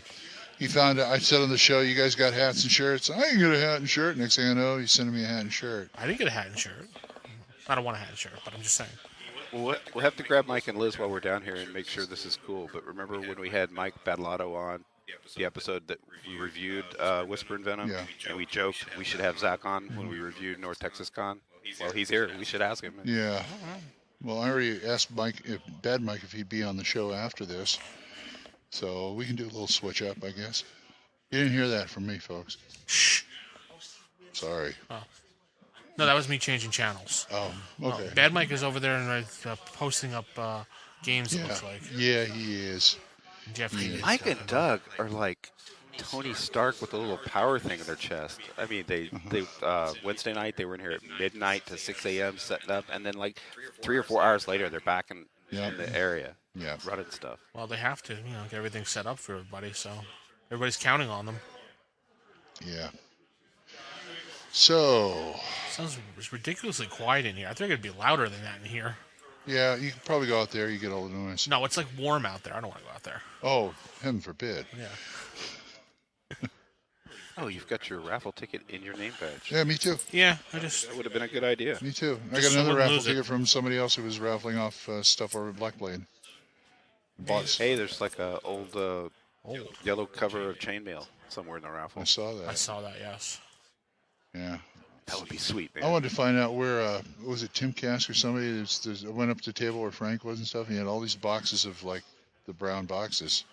The original brown boxes. Where the hell? Are those repros? Where the hell does he get those? Are you talking about the thing Zach posted on Facebook? No. I mean, I was at a table. I can't remember if it was Frank or Tim, but they had a stack of, like, original D&D boxes. Not the wood grain, but, I mean, the white ones. Yeah.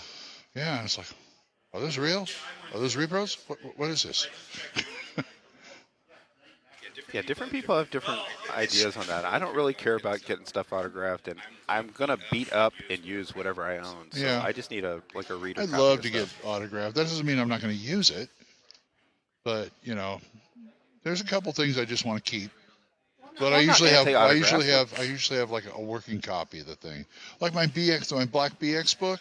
I've got a couple of BXs in shrink that's been signed already that sit on my shelf. That book has got the old trash ones that I found on like half price books or the used game stores and stuff, and that's what I use if I need to deal with BX. So you're not wearing out your. I've got 3 legit rule copies. cyclopedias, but the one I use most is the one Matt made me off the PDF, which is I call my working copy. You remember when you had it on your phone for the longest time? Yeah, the RC? Yeah, that was funny. You look at the little phone. I was like, Glenn, really? Remember I kept saying I wanted to get printed in RC in A4 size? Yes. The digest size? Yeah. I still do. Yeah, I have the BX books in I know, you got the little size, the little travel size, yeah. Yeah, but I seen if they could put Osric, that thick book, in like digest size, they can do the RC. Of course they could, yeah. Yeah. I mean, I need my glasses, but it's every game should be that size. It's a lot more portable. A lot more If horrible. you've got good eyesight, I'd need like the Mole Man jeweler's glasses to read it at that size. Not your age. Not at your age. So, yeah. I'm hungry. I might have run out of interesting things to say. No, that's all right. Well, I'm Glenn just and I saying we're I'm talking about hungry. food over before we're having lunch talking about food. We're like, this is a gaming convention. Why are we talking about food, Glenn? I don't know. Why not? Yeah, so we could spend the whole convention talking about where to eat. Well, there's always good food in Texas, so why are we talking about food? Again. I don't know. You're crazy. Yeah. All right, well, we'll take a break then. Yeah, sure. Hi, folks. We're live at North Texas RPGCon. I'm DM Glen, of course. We got DM Vince here. Say hi. Hi. Yeah, and we managed to wrangle Sandy Peterson. Yeah. Hello there. This Hi. is Sandy. Yeah, Sandy Peterson of Call of Cthulhu and Doom fame. Oh, yeah. Yes, Who among is- other things. Yes, and so how are you enjoying the con? So far, to be frank, the con's been a little slow for me. Really? I've enjoyed it, but well, I think its focus is different from my usual focus, What and is? which is this is a con devoted to old-timey role-playing games Yeah. and fans Okay. of those games, which is, of course, what I cut my teeth on. Right. But I'm not necessarily in. I guess I don't know. Does Call of Cthulhu count as an old-timey role-playing game? Yes. So I would say so. I would Yes, think I so. Old school, yeah. But I am here, of course, trying to flog my new game, Cthulhu Wars. So, Yes, which, I've been which, seeing you playing which has it. done fantastically well in the Kickstarter and in It's been going on. pre-orders. You've been developing it for a couple of years now, haven't you? I started in November 2012, and I pretty much finished my final playtest of it in January of this year. Okay. So, like a year, like 15 months. Mm-hmm. And, So tell us about it. How does it work? Okay. It is a strategy board game in which you play one or more of one of the great old ones. You are Cthulhu or the King in Yellow, and you're trying to destroy the world. Okay. You build gates and summon monsters and awaken great old ones and cast spells and recruit cultists and devastate the world. And the person that does the most destruction wins. It is technically possible for humanity to win and all the players to lose, but it's extremely uncommon. The game's pretty fast moving. It takes about an hour and a half to play a 4-player game. The rules are pretty simple and straightforward. Usually when I teach people to play, it takes me about 10 minutes to explain the rules. The game has tons of strategy and depth, but it's not from the complexity of the rules, but from the interaction of the factions, which are all very asymmetrical. Okay. So if you're playing the Crawling Chaos, a strategy that works for you will not work for the Black Goat. And that's just how it is. It was a highly successful Kickstarter, as you may or may not be aware. And so the game's all funded, money's sitting in the bank account ready to worsen our export relations with China, Okay. It's which are manufacturing it. coming out of China. Huh? Well, that's, if you want injection molded plastic figures in giant quantities, Yeah, that's That where you're are gonna really detailed. yeah, that are really detailed and huge. Like Cthulhu's 8 inches tall. go. Yeah, look at it from You've across seen the it, room. right? You said what was it? 25 millimeter scale? They're 28 millimeter scale. 28 millimeter. So Check like out- Games Workshop scale, right? Kind Okay. of overscale. Yeah, I mean, I see 20 millimeter. Like the Cultist is 40 millimeters tall because he's got his arm raised over his head and he's got kind of a thick base. Right. But it's all, because they look big and impressive and like something you can get a knife and a fork into and kind of really enjoy. That's Yeah. huge. That's just Yeah. the wings there. The Yeah. ver- Yeah. Yeah. I remember you were here a year or two ago where you just had D&D Hey, Lincoln, bring us a Cthulhu. You just had D&D monsters to work with and A Cthulhu, yes. Cthulhu, yes. No, Check it bring out. the squad of Cthulhu, Oh, wow. Cthulhu's No, over yeah, here. you can describe it if you want. That's one of the figures of which there are. There's 64 in the core game. Yeah. So I have you to can grab a be picture of Cthulhu, and that. it's the biggest game piece I've ever seen. By the That's way, huge. my regular DM for my D&D Mm-hmm. game, it's like, I'm buying this. You guys are going to be playing this soon. That's why I made them 28 millimeter scale Yeah. because I want to use these figures in other games, right? Yeah.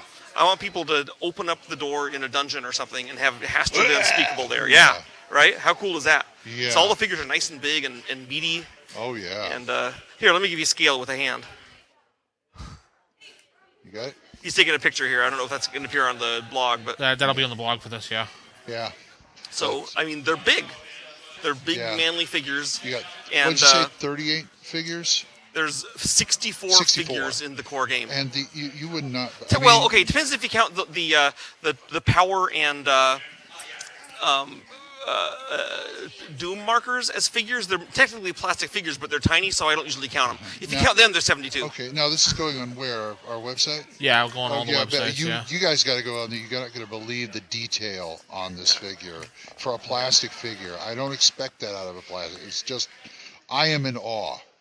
Thank Let me you. put it that way. We're very Just proud of them. really- Now, I often get asked if these are made by 3D printing, and the answer is No. that these were carved by people in England out of epoxy. These are and then made in molds. This is the very latest Bronze Age technology was used to produce these things. Wow. And so now, of course, in China they'll have injection molded plastic for it, which is Okay. slightly more advanced. Okay. But the same figures, same size, same detail. You know. And so the game has had a successful Kickstarter. The game was the 35th most successful Kickstarter of all time, I'm told. Wow. Which is Wow, out of alright, 180,000. So 35 is like Yeah. okay with me, Yeah. right? And so yeah, it was highly successful. It's going to do a lot of pre-orders. We actually have a special pre-order deal here at the fair, which is like the con, which is quite a bit off. Yeah. But because it's a pre-order, you're not getting the game immediately. You have to wait till it ships.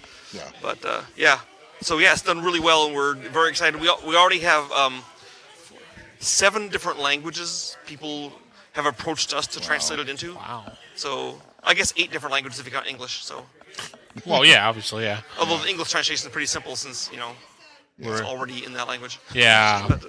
But so it'll be other languages. It's going worldwide. We got distributors lined up that want to sell this in stores. And I would say about 10-15% of the people want it just for the figures. Yeah. And the rest want it for the figures and the game.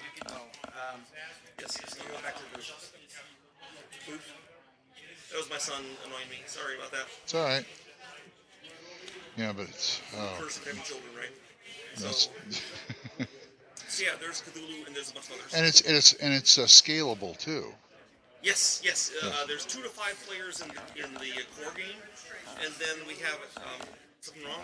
You hit mute on your microphone. Not potentially. No, it's all right.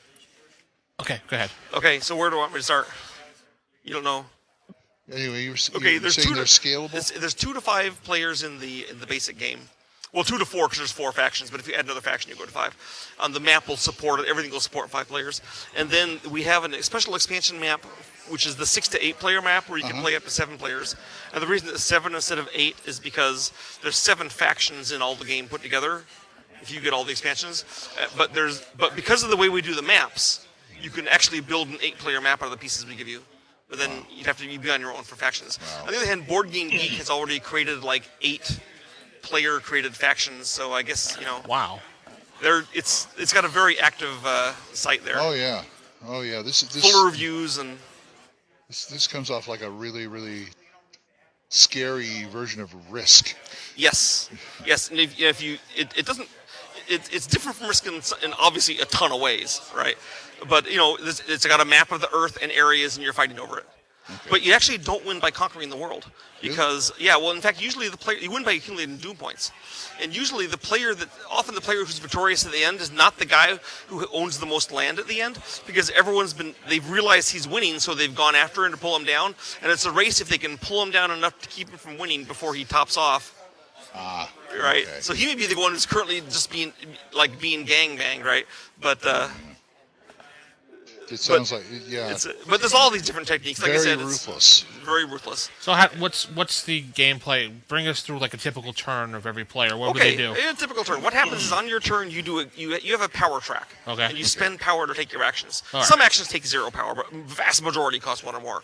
So on your turn, for example, you might have Cthulhu building the gate in the North Pacific. Okay. And then Yellow Sign desecrates an area with his king in yellow to get a spell book and earn points. Then the black goat does a groth to cause damnation to come from the sky and kill everyone else. Everyone else has to argue for 1 minute about who's going to lose cultists to groth and who's not. and if they can't agree, black goat gets to decide for them. And then Crawling Chaos steals someone's cultist with one of his hunting horrors. So everyone's doing different things. You're trying to earn spell books.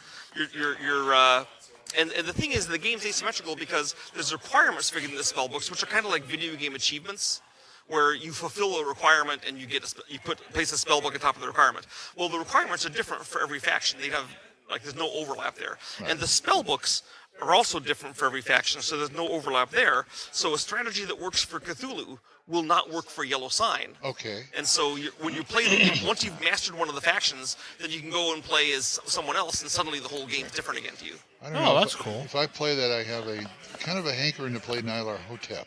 He is a fun faction to play. If you're playing Yellow Sign or Black Goat, they're fun too, but you have to be more of a philosophic turn. Okay. Because Black Goat is like a fungus infection that you kind of can't stamp out. They're about consolidating, controlling, spreading, and you can't really extirpate them easily. Mm-hmm. And then Cthulhu is like a bully, bruiser that goes in there and punches you in the face and keeps you down. And then Nyarlathotep is this horrible opportunist. It's like a scavenger, and he preys on the weak and helpless and kicks you when you're down. And he's the sneaky one. He is. And the yellow sign is insane. It's like paranoid schizophrenic that goes on his own crazy path around the world. But as he's doing it, he's messing with everyone else in a big way, but he's like has his own goals that don't make sense to the rest of the world. And then Azoth slaps everybody down. Azoth slaps everyone down. He's actually a neutral faction. The first guy to summon Azoth gets him. Oh, that's pretty cool. Yeah, so like I want Azoth, Yeah, so yeah. I got him first, so now I've got him. Yeah. And he brings out nuclear chaos and stuff. Then there's three other playable factions: the Sleeper, the Opener of the Way, and the Windwalker, which are all different things. Windwalker is a late bloomer faction that. Okay. The you know, Wendigo. Those are down the line. The core game is coming out first, and then the expansions. Again, the expansions are all paid for Kickstarter backers and pre-orders, so they'll be coming all at once. But we're not printing extras of the expansions until like store sales justify it, right? Right. But, What's the so if you retail value? the core game is $169, Okay. which I would say for 64 of these figures. Yeah, I mean, this It's is not a bad amazing. deal. It's I mean, he's the biggest. And they got weight, right? too. But like, Yeah, this is- like what would you expect to pay for that if it was in a Warhammer box, right? Warhammer box, Well, maybe $3,000. Warhammer's like Reaper bones or something, right? I mean, Yeah. Yeah, that would not be cheap. No, Not this at all. is really good. They're looking at They are. So, yeah. They are. Look at the barnacles on his head or whatever they are, spiracles. I know. I like the texture on his tail a lot. It's very beautiful. Very, very. You know, there's even texture on the wings, Yeah. bat Wow. wings, I set these up in my office. The kids will stay out. and we've seen painted versions of almost all of them. The guys at Fenris who did the actual sculpts, have, based on our So he did. Concept art. He did the painting too. Yes, well, Fenris is a miniatures company that Yeah. they're a small miniatures company that Okay. does lots. You know, they'd already done Cthulhu stuff, and so they were excited to work with me, and I was excited to work with them. And Yeah. I actually approached them first and said, "Hey, I need someone to do my sculpts for me," and they said, "Oh, Sandy Peters, we're happy to." So, which was cool because we were penniless when we approached them, and so they did all the initial sculpting for us on spec without any money, hoping the Kickstarter would be enough to pay them off. Wow. And so we're very grateful, and they've been like amply repaid, right? But they deserve it because that was a lot of trust to say we'll do work for 6 months without getting paid. Wow. That's You know, incredible. and yeah, so they were cool. We gave them some percent of the Kickstarter, and then we gave them other money. We paid them for their stuff, and so they're great. And then we're letting them sell resin and metal versions of the figures Oh, wow. Okay. independently. So if you want to get like a really fancy Cthulhu, then you can pay. Like a special edition one, yeah. Yeah, Yeah. you can pay as much as you want. Much as you want. Probably. Those are beautiful. God. All right, cool. Well, Yeah. Thank you. thank you for stopping by. Thank you, Sandy. Appreciate it. If you I know could delete or mute the part right. All right, and I believe that's going to wrap up the first day of our recordings, and hopefully we'll be It back for sure more. is. And I guess we'll say goodnight, everybody. Good night, everybody. Bye.